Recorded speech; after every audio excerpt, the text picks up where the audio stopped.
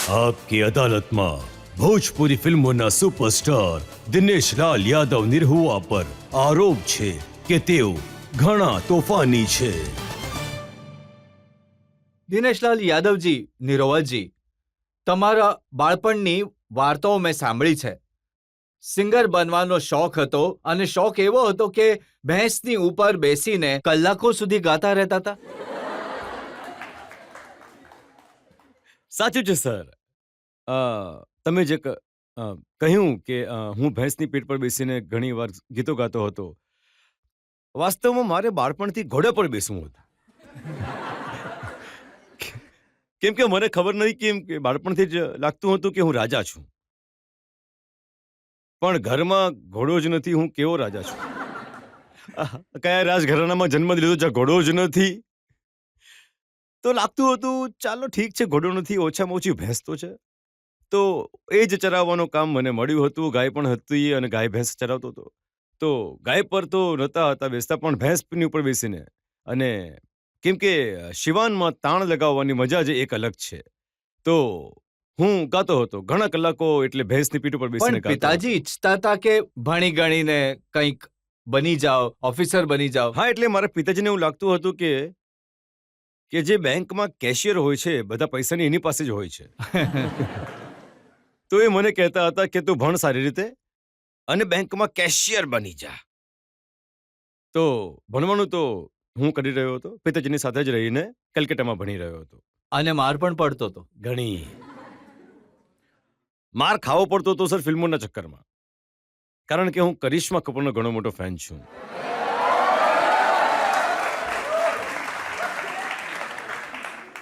એમની કોઈ એવી ફિલ્મ હતી જ નહીં જે ફર્સ્ટ શો હું નહીં જોઉં. જ્યારે પણ રિલીઝ થતી હતી, હું સ્કૂલથી ભાગીને, એકવાર તો મેં આર્મીના કેમ્પથી પણ ભાગીને જોઈ હતી. કેમ કે હું એનસીસી કરી રહ્યો હતો અને અમારો કેમ્પ ગયો હતો એક જગ્યા પર, અને ખબર પડી કે આજે કરિશ્મા કપૂરની ફિલ્મ રિલીઝ થઈ રહી છે. શુક્રવારના દિવસે હતો. મેં કહ્યું કે આ તો જીવનનો એક રેકોર્ડ તૂટી જશે જો મેં નહીં જોઈ તો. તો મેં ત્યાંથી પણ ભાગીને એમની ફિલ્મ જોઈ હતી. અને દીવાનગી એવી હતી કે ઘરની દિવાલની બધી તરફ એમના ફોટો ચોંટાડીને રાખતો હતો. અને પિતાજી જ્યારે ભગવાનની પૂજા કરતા હતા તો થોડો ધુમાડો પણ ત્યાં થઈ જતો હતો.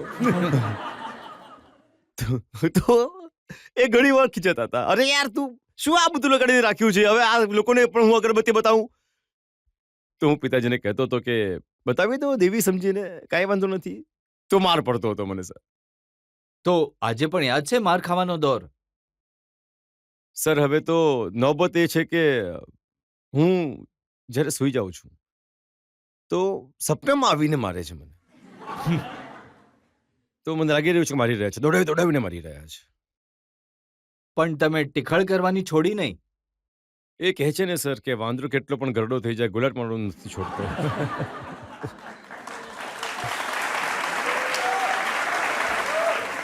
દિનેશલાલ યાદવ નામ તો સમજાય છે. આ નિરહુઆ શું છે? એવું હતું ને સર કે હું સ્ટ્રગલ કરી રહ્યો હતો ગાયકીમાં, અને એક બે કેસેટ મારી આવી હતી. એક તો હતી બુઢવા વિધંબા. બુઢવા મેં ધંબા. હા, એટલે ઘરડા માણસમાં દમ છે. હા. કેમ કે અમિતાભ બચ્ચનનો ફોટો લાગ્યો હતો એના પર, અને અમિતજી જે છે એ નવા જે આવી રહ્યા હતા, સ્ટાર હતા, અને એમને પૂરા એકદમ પછાડી રહ્યા હતા. તો બુઢવા મેં દંબા આ એક કેસેટ આવી હતી, અને પછી એક હજી કેસેટ આવી હતી, મલાઈ ખાએ બુઠવા. અને ઘણા લોકોએ તે પસંદ કરી. વરસાદ પછી એક કાર્યક્રમ હતો મારો બિહારમાં, અને અમે લોકો બિહારમાં કાર્યક્રમ જોઈ રહ્યા હતા. જેવું કે ઘણી વધારે ભીડ છે, કોઈ મેડમમાં ફસાઈ ગયું હોય એવું લાગતું હતું કે કોઈ પહોંચી નહીં શકે. અને ત્યાં જે પબ્લિક હતી એ બોલાવવા લાગી. તો મેં કહ્યું કે ભાઈ અહીંયા નહીં બોલાવો, મારો કાર્યક્રમ છે, મને જવા દો. તો બોલે નહીં, આજ તમારો કાર્યક્રમ છે, આ મેળો નથી, આ લોકો તમને જોવા માટે આવે છે. અને બધા લોકો બૂમો પાડી રહ્યા છે, નિરહુઆ સટલ રહે. અને જ્યાં જાઓ સર એ દિવસ પછી બધા નિરહુઆ કરવા લાગ્યા હતા. મને ઘણું અટપટું લાગતું હતું કે મારું નામ દિનેશ લાલ યાદવ છે, મને નિરહુઆ કેમ કરી રહ્યા છે. પણ એક ફિલ્મ કરી રહ્યો હતો સર, એમાં એક હિરોઈન હતી સ્વાતિ બાજપેયી. એમણે મને કહ્યું કે જો લોકો તમને નિરુવા નામથી જ બોલાવી રહ્યા છે તો તમે ચીડાઈ કેમ રહ્યા છો? કેમ કે લોકો પોતાની ઓળખાણ બનાવવા માટે કામ કરે છે અને તમારી ઓળખાણ બની ગઈ છે. લોકોએ આપી દીધું છે નામ નિરહુઆ. હવે તમે લઈ લો એને. અને એ જ દિવસથી મેં પણ પોતાની જાતને નિરહુઆ માની લીધું. પણ આ નિરવવાનો અર્થ શું થાય છે? સર, નિરહુવાનો અર્થ થાય છે સિંદૂર. એ ગીતમાં એવું ફિલ્માવવામાં આવ્યું હતું, બતાવ્યું હતું કે દુલ્હી રહે બીમાર નિરહુઆ સટલ રહે. સર, ગાયને સંભળાવું. यस अरे दुल्ही रहे बीमार, अरे दुल्ही रहे बीमार, निरहुआ निरहुआ निरहुआ सटल रहे, मंगर चाहे सोमार जाके डटल रहे, संगी साथी यार सबसे कटल रहे, मेहर के सेवा में खाली जुटल रहे.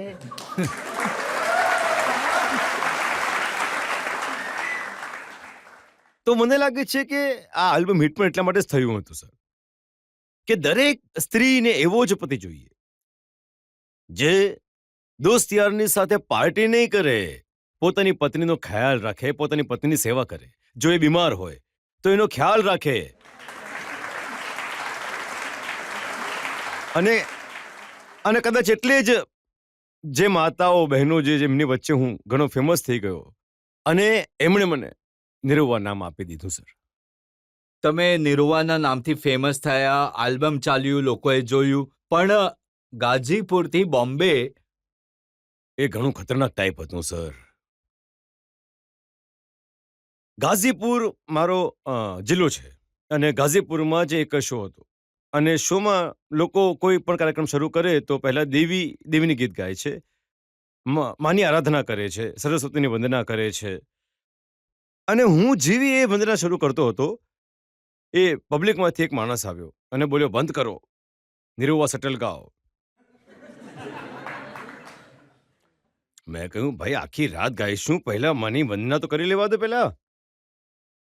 બોલે, ના, નહીં કરવા દઈશું. બોલે, ભાઈ જો હું વંદના નહીં કરું તો આગળ નહીં ગાઈ શકું હું. હવે એકદમ જીદ પર ચડી ગયો, કોલર પકડી લીધો મારો. કોલર પકડી લીધો તો હું પણ આહિરનો દીકરો છું. અંદરથી આહિર જાગી ગયો, ઉંચકીને પટકી દીધો ત્યાં જ.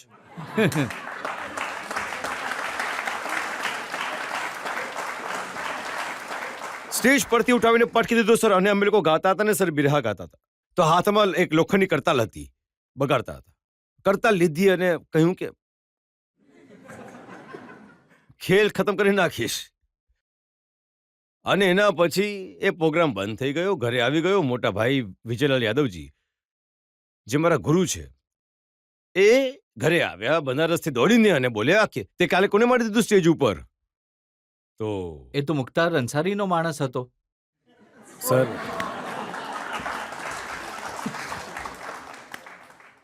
હા, માત્ર માણસ નહોતો, એ શૂટર હતો. તો એમણે કહ્યું, તું વિચારતો નથી કંઈ મારતા પહેલા મારી જશે, કોઈ મારી નાખશે તને કોઈ દિવસ? આટલું ઉતાવળું નહીં થવું જોઈએ, થોડો લાયક થા, કલાકાર છે, કલાકારે શાંત રહેવું જોઈએ. મેં કહ્યું, હું આનાથી વધારે શાંત નહીં રહી શકું. જો કોઈ મારા જ દેશમાં, મારા જ જિલ્લામાં, મારા જ ગામમાં મને મારી આસ્થાને પૂરી કરવા માટે રોકશે તો હું પણ એને ઠોકીશ.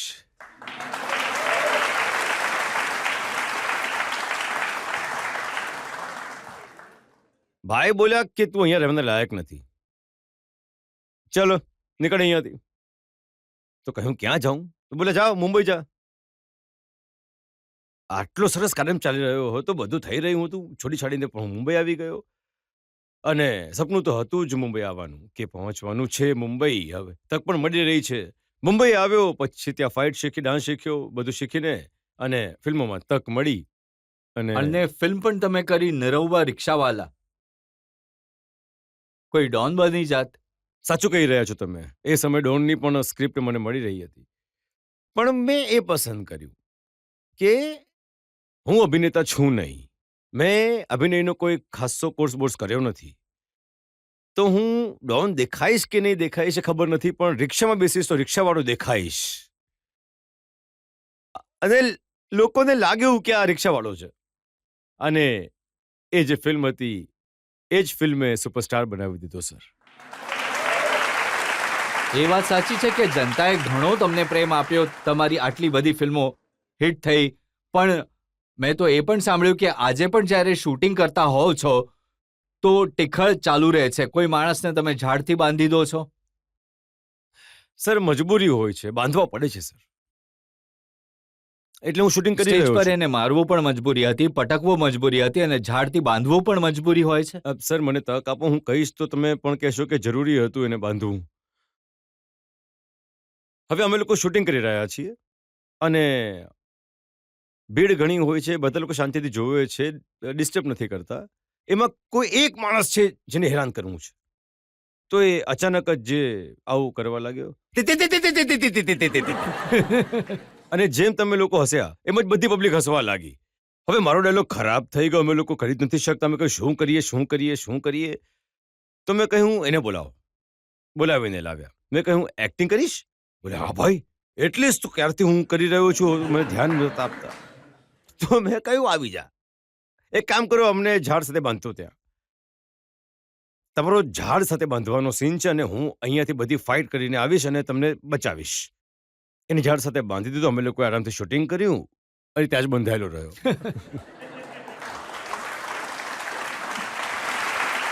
જનતામાંથી એક બે સવાલ લઈ શકીએ છીએ? આજકાલ ભોજપુરી ફિલ્મ ઇન્ડસ્ટ્રીમાં નંબર 1 ને લઈને પવનસિંહ અને ખેસારીલાલમાં હરીફાઈ ચાલી રહી છે, લડાઈ ચાલી રહી છે. નિરહુઆ કોને નંબર 1 માને છે? મેં બંને ભાઈઓની વાત કરી છે. નંબર 1, નંબર 2 અને નંબર 3 તો નિરહુઆ આ નામથી બુક છે. 4 અને 5 માટે એમણે લડવું જોઈએ.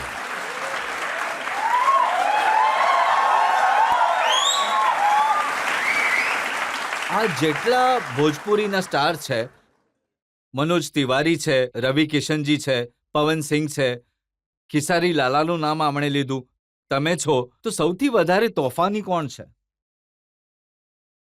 પવનસિંહ, પાવર સ્ટાર, એ સૌથી તોફાની છે. એમના તોફાનોને જો હું કહું સર, ખબર નહીં તમે ચલાવશો કે નહીં, કાપી નાખશો. ઘણા તોફાની છે. હું 19માં ચૂંટણી લડી રહ્યો હતો અને ચૂંટણી દરમિયાન જે દિવસે નામાંકન હતું એ દિવસે અમે લોકો નક્કી કર્યું કે પવનસિંહ, ખેસારીલાલ અને નિરહુઆ ત્રણેય જશે.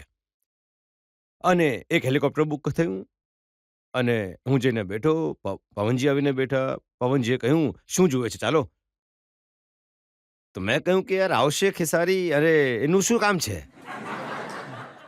હટ, પાગલ થઈ ગયો છું. મેં કહ્યું અરે આપણો ભાઈ છે, આપણે એમને યાર આવવા દો યાર એમને. તો કે તારી યાદ જ મને ઠેક નથી લાગતી, નહીં માને તું. મેં કહ્યું અરે આવવા દો ને યાર, શું વાંધો છે તમને, ત્રણેય ભાઈઓ જઈશું, એ લોકોને સારું લાગશે. તો કે તો લઈ જઈને બતાવો. બોલે અરે યાર શું વાત કરી રહ્યા છો. ત્યાં સુધી ખેસારીજી આવી ગયા અને એ પણ આવીને બેઠા. ભાઈએ પ્રણામ થયા અને બેસો. એના પછી પવનજી, હલો. ઓ પાયલોટ પાછળ જોઈ રહ્યો છે. જી સર. હવે હેલિકોપ્ટર પાવર સ્ટાર ઉડાવશે.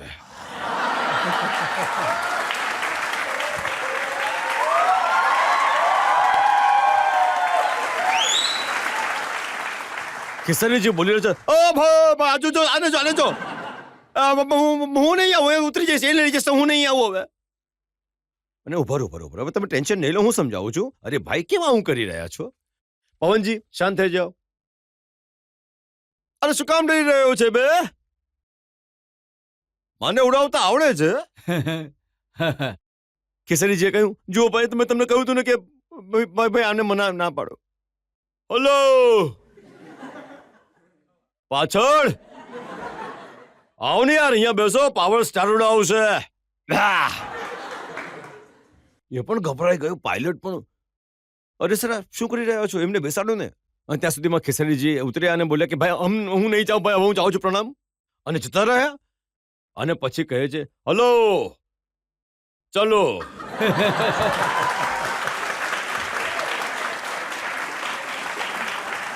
તો એમના તોફાનનો જોડ કોઈ નહીં આપી શકે. ઘણા તોફાની છે.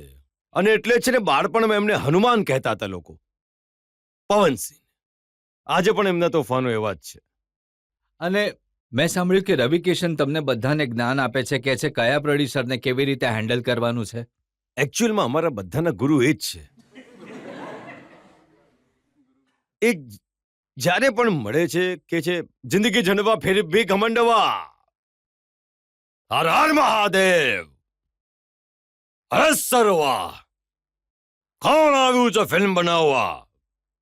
મેં બોલે આવે છે ભાઈ એને કહી રહ્યા છે ઘણા પૈસા છે અને આખી ઇન્ડસ્ટ્રીને બદલી દેશે. બોલે અચ્છા મોકલ એમને, હું બદલી દઉં છું.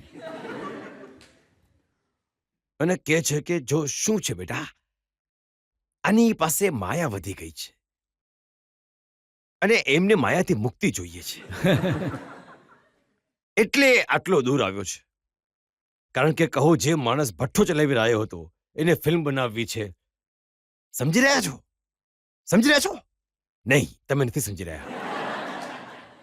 મેં કહ્યું નહીં નહીં ભાઈ, સમજી રહ્યો છું. જો શું છે બેટા, આ આવશે તો કંઈક ઈંટ પથ્થર જેવી જ ફિલ્મ બનાવશે અને આપણી ઇન્ડસ્ટ્રીને ખરાબ કરી દેશે. તો એની પાસે જે માયા છે એ માયા લઈ લો અને એને માયાથી મુક્ત કરીને મોકલી દો પહાડ પર. તો જ્ઞાન તો એમનું જ રહે છે સર. હજી એક સવાલ આપણે પબ્લિકમાંથી લઈ શકીએ. એક રિક્વેસ્ટ કરવા ઈચ્છીશ, જો તમે તમારું ગમતું હિન્દી સોંગ અમને સંભળાવી દો તો. વાહ, તમે ગીત ગાવા કહ્યું છે હિન્દી ફિલ્મનું, તો હું જે બાળપણમાં મારી ગર્લફ્રેન્ડ માટે જે ગાતો તો એ જ ગાઈ દઉં છું.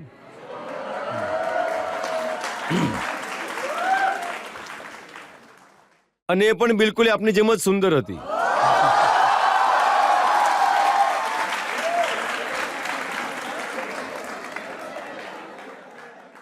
અને હું જ્યારે પણ એમને જોતો હતો આ જ ગાતો હતો.